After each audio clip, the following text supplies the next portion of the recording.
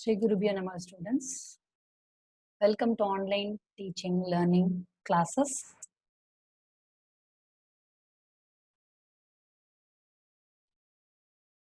So welcome to online teaching academy Ekalaiva.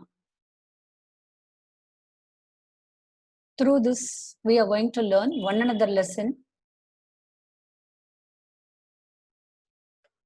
from social science, federalism from the branch of political science. In the last chapter, you learned about power sharing. In the various forms of power sharing, you learned vertical form of power sharing, horizontal form of power sharing, power shared among political parties, pressure groups, and movements, power shared by different social groups. Now we are going to focus on the vertical form of power sharing, otherwise known as federalism. So by the end of today's class, you will know what is federalism, the meaning of federalism, and the differences between unitary and federal form of government, the features of federalism, and the two kinds of routes for formation of federation. So let's get into the lesson. So this is what you're going to learn today. What is federalism? Federalism is a system of government in which the power is divided between a central authority and various constant units of the country. Central authority means here it is central government, and various constant units means state governments. So there are two levels of government in a federation form of government. One is the government for the entire country that's responsible for a few subjects of common national interest. The other governments are at the level of provinces or states that look after much of the day-to-day administering of the state. But you should understand that both these levels of governments enjoy their power independent of the other.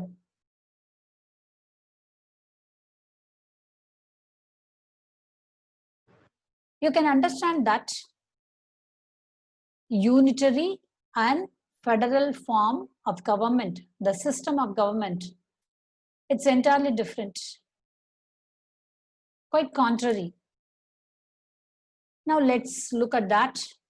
Unitary form of government, there is only one level of government, that is central government.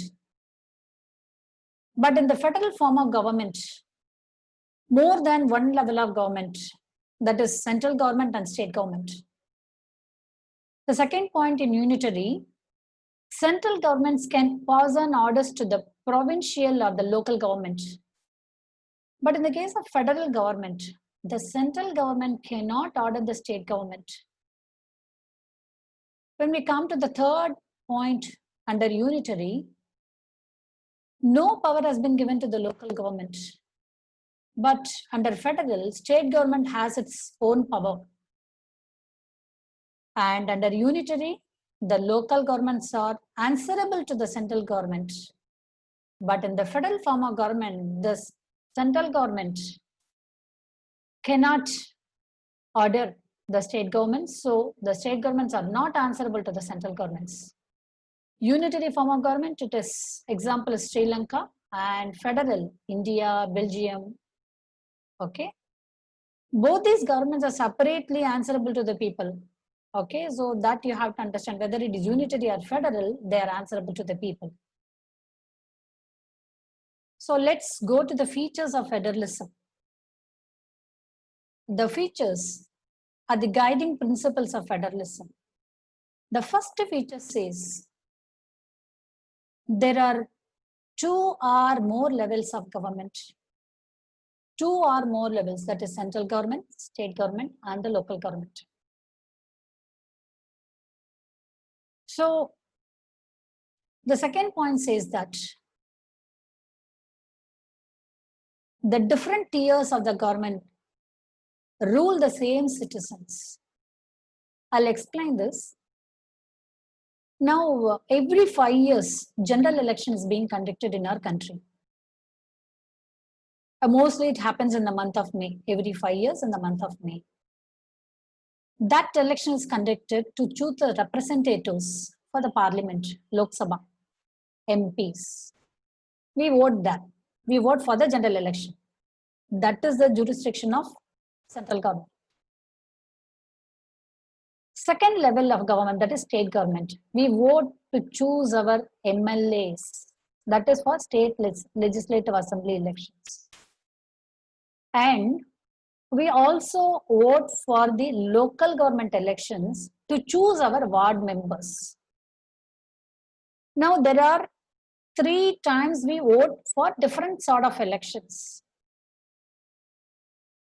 Now, in the local government, assume that we are in Tamil Nadu and in Tiruvallur district. In the Tiruvallur district, in one of the ward, one of the blocks, we are voting for our ward member, to choose our ward member. And Tamil Nadu State Assembly elections, the state has been divided into various constituencies. Every district, we will have many constituencies based on the population.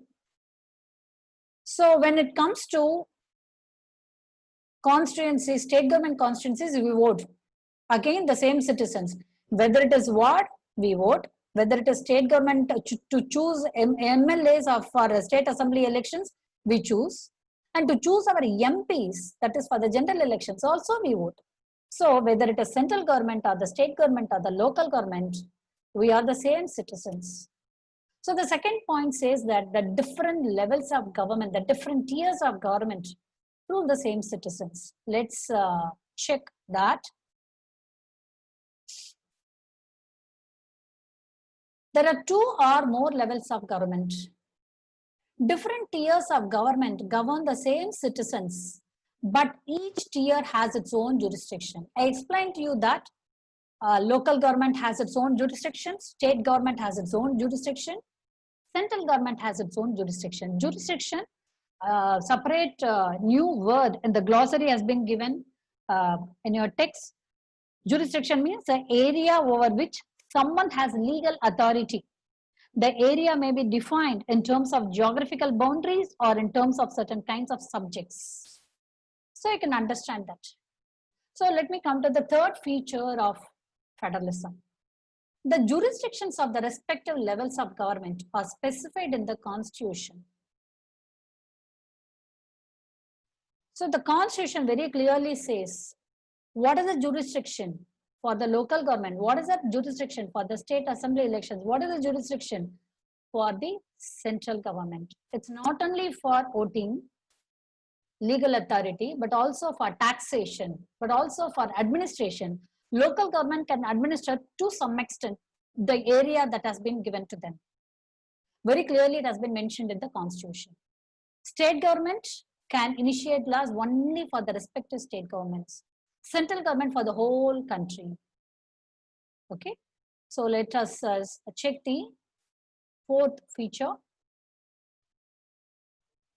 So the fundamental provisions of the Constitution cannot be unilaterally changed by one level of government.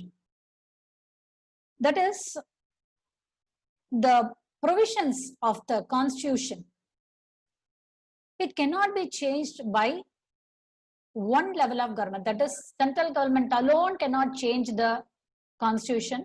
That is, by the Lok Sabha and Rajya Sabha members alone cannot change the Constitution, the provisions of the Constitution. And state MLAs, state representatives alone cannot change.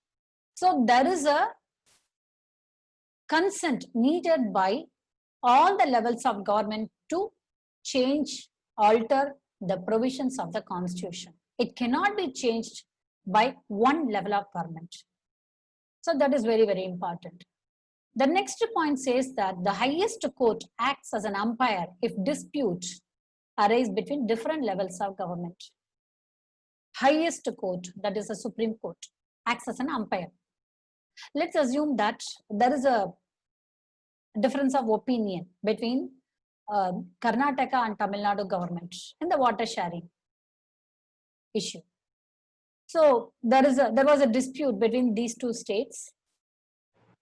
They cannot go to the respective state high courts. They have to go to Supreme Court. The highest court will solve the disputes between the states. It could be between the states or among the states, or it could be between a state government and the central government. It can be anything. If such is the case, the highest court, that is the Supreme Court, will give the verdict. Let's check the next feature. The Constitution ensures its financial autonomy to all levels of government. That is, sources of revenue for each level of government are clearly specified to ensure its financial autonomy. That is, every government, whether it is state government or central government, they should have financial freedom. So the taxation jurisdiction also clearly specified in the Constitution. So central government will levy some taxes on its citizens for the whole country. For example, income tax, which is a direct tax. And state governments will levy some taxes on its citizens.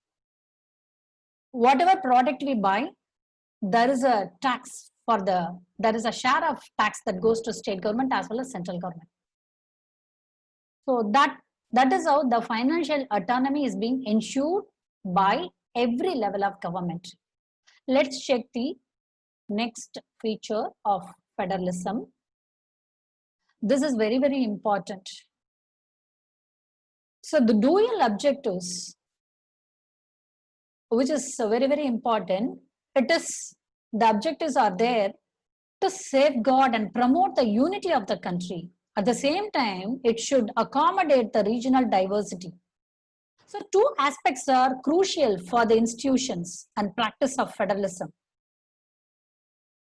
So the governments at different levels should agree to some rules of power sharing. So they should also trust each other. State government should trust central government should trust state government. The mutual trust is very, very important. So the mutual trust and agreement to live together is very, very important. We have to accommodate the regional diversity because every state has its own culture, its own language. Regionally, we are diverse. Okay, so to accommodate the regional diversity and to promote the unity of the country, federalism has taken initiative. Okay, so these are the features that bad for federalism. Let's go to the next slide.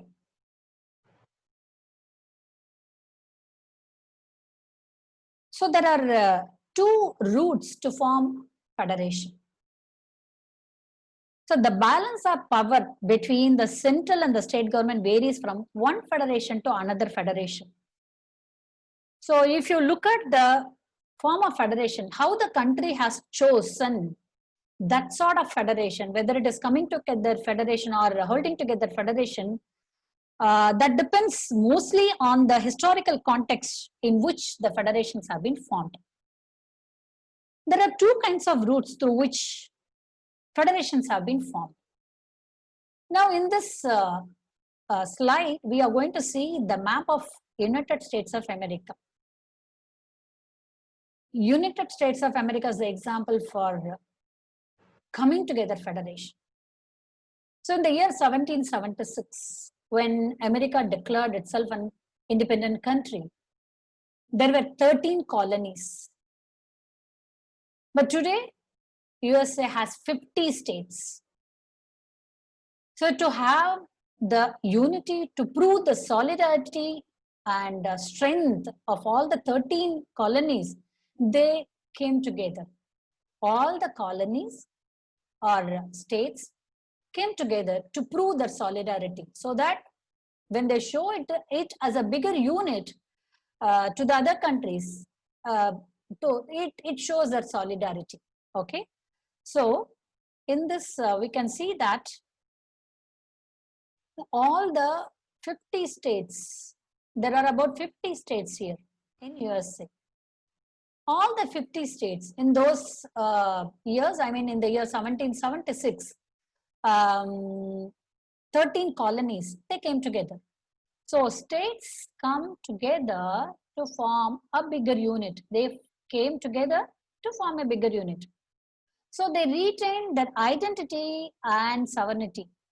Now, by coming together, none of the colonies lost their identity, lost their sovereignty. So that's the speciality of coming together. Now, all the states have equal powers, whether it is Washington, whether it is Arizona, whether it is Alabama or New York. You can see any corner or in the center, Kansas, anywhere, all the states have equal power. So, examples for coming together federation, one is USA, another one is Switzerland, another one is Australia. Let's go to the next form of federation, that is holding together federation.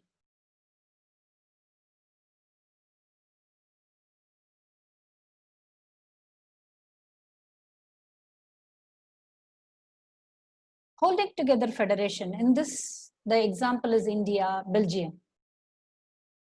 In holding together federation, already existing units, they came as one unit and they held together themselves. All the states have been held together and formed as one unit. That's what we are going to see.